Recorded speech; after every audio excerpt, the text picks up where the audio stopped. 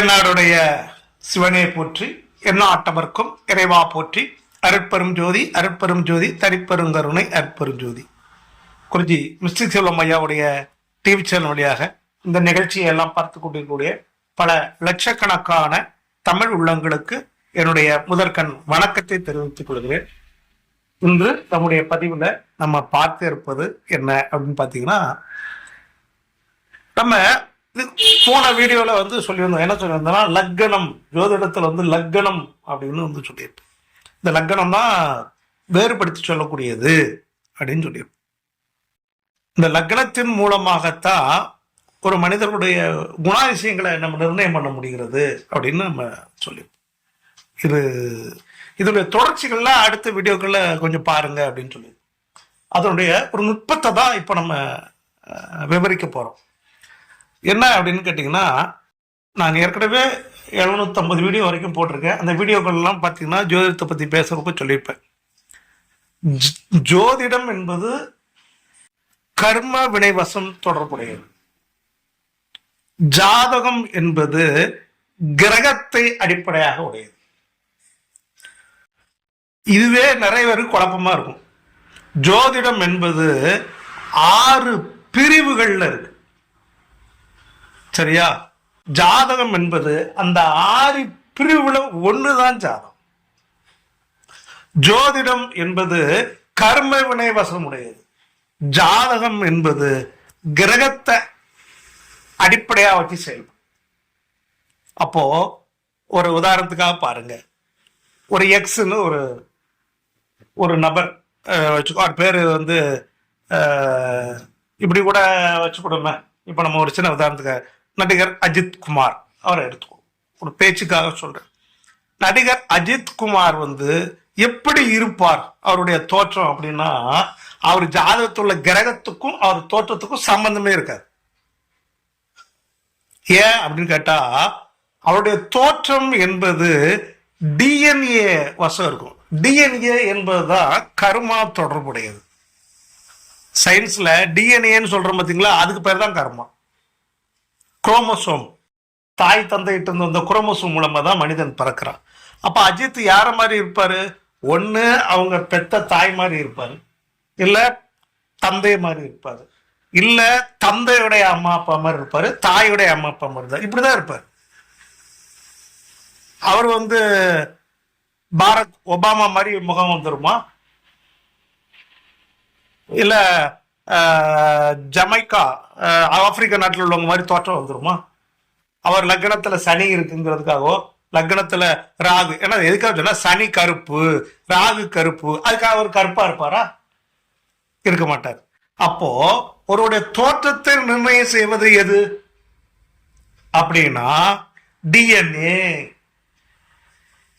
கிரகம் இல்லை. இப்ப உங்களுக்கு புரியலாம். என்னப்பா நீ, என்னப்பா நீயே ஜோசிகார், நீ? நான் அதான் சொல்றேன். நான் ஜோசிய பார்க்கிறவங்கனாலதான் இந்த விளக்கத்தை நான் சொல்றேன். அதை எப்படி பார்க்கணும், சரிங்களா?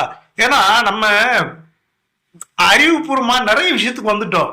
அந்த விஷயங்களுக்குள்ள போய் பார்த்து பிரிச்சு ஜோதிடத்தையும் ஜாதகத்தையும் சொன்னா மட்டும்தான் எதிர்காலத்தில் ஹிந்துசம் சொல்லக்கூடிய இந்து மதத்தினுடைய சூட்சங்கள் எல்லாம் நிலைத்து நிற்க முடியும். அதை விட்டு போட்டுட்டு சும்மா நம்பிக்கை அப்படி இப்படின்னு பொய் சொல்லிக்கிட்டு இருந்தீங்கன்னா நம்பிக்காது. இந்து மதமும் தோத்து போகும், ஜோசியமும் தோத்து. அப்போ ஒவ்வொரு இந்த உலகத்தில் எங்கெங்கெல்லாம் என்னென்ன ஜீவன்கள் எல்லாம் பிறக்கிறதோ எல்லா உயிர்களும் டிஎன்ஏ வசம் இருக்கு. அப்போ இதனுடைய நெட்டை குட்டை ஹைட்டு வெயிட்டு நிறம் இதெல்லாம் எதை சார்ந்தது? டிஎன்ஏ சார்ந்தது. புரியுதுங்களா?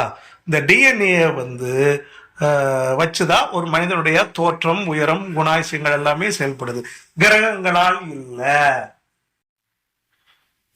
ஆனா இந்த டிஎன்ஏ அப்படிங்கிறத நல்லா கேட்டுக்கோங்க, இந்த கர்மா அப்படிங்கிறத ஜாதகத்துல கண்டுபிடிக்கிறது கஷ்டம். பிரசனத்தின் மூலமாக மட்டும்தான் ஓரளவு கண்டுபிடிக்க முடியும். ஆனா ஜாதகத்தின் மூலமாக சில ஐடென்டிபிகேஷன் நமக்கு பண்ணிக்கலாம். எப்படி ஐடென்டிபிகேஷன்? ஒரு குழந்தைய பாருங்க, பிறந்த குழந்தை 5 வயசுல ஒரு கேரக்டர்ல இருக்கும், 10 வயசுல ஒரு கேரக்டர்ல இருக்கும், 15 வயசுல ஒரு கேரக்டர்ல இருக்கும், 20 வயசுல அவருடைய கேரக்டர் ஒரு மாதிரி இருக்கும், கல்யாணம் பஞ்சா ஒரு மாதிரி இருக்கும், அவங்க குழந்தை பிறந்த ஒரு மாதிரி இருக்கும், அதுவே மாமனார் மாமியார் ஆனா ஒரு மாதிரி இருக்கும். அப்போ ஒரு மனிதனுடைய கேரக்டர் என்பது பெர்மனண்டா ஜாதகத்து மூலமா சொல்ல முடியுமா? சொல்ல முடியாது. இதுதான் உண்மை. அப்ப ஜோசியக்காரங்களா புலிவிட்டு விளையாடுறாங்க, இந்த ராசிக்காரன் எப்படி இருப்பா அப்படின்னு அதுக்கு சொல்லவா. ஆனா சில குறிப்புகளை சொல்ல முடியும். அந்த குறிப்புகளை விஞ்ஞானபூர்வமாக சொல்கின்ற பொழுது அது அபரிமிதமா நமக்கு ஷாக் கொடுக்கும். அபரிமிதமா சொல்லு. இத உலகத்துல எந்த டாக்டராலையும் சொல்ல முடியாது, எந்த குறி சொல்றவனாலையும் சொல்ல முடியாது, எந்த சாமியாராலையும் சொல்ல முடியாது. இதை சொல்வதற்கு ஒரே ஒரு வாய்ப்பு, ஜோதிடம் என்ற சாஸ்திரம். ஏன் ஜோதிடம் என்ற சாஸ்திரத்தின் மூலமாக சொல்ல முடியும் என்று சொன்னால், இதுல மட்டும்தான் மேக்ஸ் பக்காவா இருக்கு. ஜோதிடம் என்பது அதான் சொல்றேன், மேக்ஸ் என்பதுதான் உண்மையான விஞ்ஞானம், சயின்ஸ். அப்ப அது மூலமாக அதை ஆராய்ந்து சொல்கின்ற பொழுது ஓரளவுக்கு அவர்களுடைய கர்மாவின் அளவை நம்ம என்ன சொல்லலாம், கொஞ்சம் கண்டுபிடித்துக் கொள்ளலாம், அந்த ரேஷியோவை தெரிந்து கொள்ளலாம். இந்த மாதிரியான ரேஷியோல இவங்க இருக்கிறாங்கன்னு தெரிஞ்சு நாம் அதற்கு தகுந்த மாதிரி வழிகாட்டுகின்ற பொழுதுதான் அவர்கள் வாழ்க்கையில் வெற்றி பெற முடியும். இப்போ உங்களுக்கு ஜோதிடம்னா என்ன, ஜாதகம் என்ன புரிஞ்சிருக்கும். அப்போ ஜாதகத்தில் உள்ள கிரகங்கள் எப்படி, டிஎன்ஏ எப்படிங்கிறத பத்தின ஒரு சின்ன விளக்கம் உங்களுக்கு புரிஞ்சிருக்கும். ஜப்பான் நாட்டில் பிறக்கிறவங்க அவ்வளவு வெறும் குட்டையாக இருக்க போறாங்க, சப்ப மூக்கா தான் இருக்க போறாங்க. அங்க குரு இருக்கு, சுக்கிரன் இருக்கு, சனி இருக்குன்னு எந்த மாற்றமும் நடக்க போறது கிடையாது. நீக்கிறோ தாய் தப்புன்னு நீக்கிறோன்னா அவங்க வீட்டுல குழந்தை பிறந்தா கருப்பாத்தான் இருக்கும். குரு இருக்கு, சுக்கிரன் இருக்குங்கிறதுக்காக அந்த குழந்தை சிவப்பா வரவே வராது, அந்த டிஎன்ஏல மாற்றம் வரணும். அப்போ இதெல்லாம் கொஞ்சம் புரிந்து கொள்ள வேண்டும். ஏன் இதெல்லாம் எதுக்கு சொல்ல வரேன்னா, இந்த லக்னம்ங்கிறது இந்த லக்னத்தினுடைய ஆரம்ப புள்ளின்னு ஒண்ணு இருக்கு, மறந்துடாங்க. லக்னத்தினுடைய ஆரம்ப புள்ளி, இந்த லக்னத்தினுடைய ஆரம்ப புள்ளியை நாம் துல்லியமாக கணிக்கின்ற பொழுது மட்டும்தான் நாம் ஜாதகத்தின் மூலமாக ஓரளவுக்கு கர்மாவை கண்டறிய முடியும். இவருடைய குணாதிசயங்கள் எப்படி இருக்கும்னு சொல்ல முடியும். நான் சொல்றது குட்டையா நெட்டையாங்கிறத சொல்ல முடியுங்கிறத விட இவர்கள் இப்படிதான் இவங்களுடைய செயல்பாடுகள் இருக்கும் என்பதை சொல்லிடுறேன். புரிஞ்சுக்கணும், செயல்பாடு இவருடைய இயக்கங்கள் எப்படி இருக்கும்னு சொல்லலாம். இவங்க இந்த மாதிரி கேரக்டர்ல இருப்பாங்கன்னு நம்ம சொல்லணும். சரிங்களா? அதனாலதான் நான் இவ்வளவு விளக்கங்களை இதுல சொல்லிட்டு இருக்கேன். இந்த லக்ன புள்ளிங்கிறதுக்கு இவ்வளவு நுட்பம் இருக்கு. அத சும்மா சாதாரணமெல்லாம், அது கணிதம் வேண்டும். சரியா? நம்ம அடுத்தாப்புல இன்னொரு வீடியோல இந்த லக்கணம் தொடர்பான விஷயத்துல இந்த கணித புள்ளிய எப்படி நிர்ணயம் பண்ணி அதன் மூலமா எப்படி நம்ம கர்மாக்களை கண்டுபிடிக்க முடியுங்கிறதுக்குள்ள முயற்சி பண்ணும் உங்களுக்கு. சரிங்களா? கொஞ்சம் மிஸ்ஸிக்ஸன் ஐயோட டிவி சேனலை தொடர்ந்து பார்த்துக்கிட்டே வாங்க. சப்ஸ்கிரைப் பண்ணுங்க, பெல் ஐக்கானை கிளிக் பண்ணுங்க. எங்களுடைய வீடியோக்கள் எல்லாம் உடனடியாக சேரும். நன்றி, வணக்கம். வாழ்க வளமுடன், வாழ்க வளமுடன், வாழ்க வளமுடன்.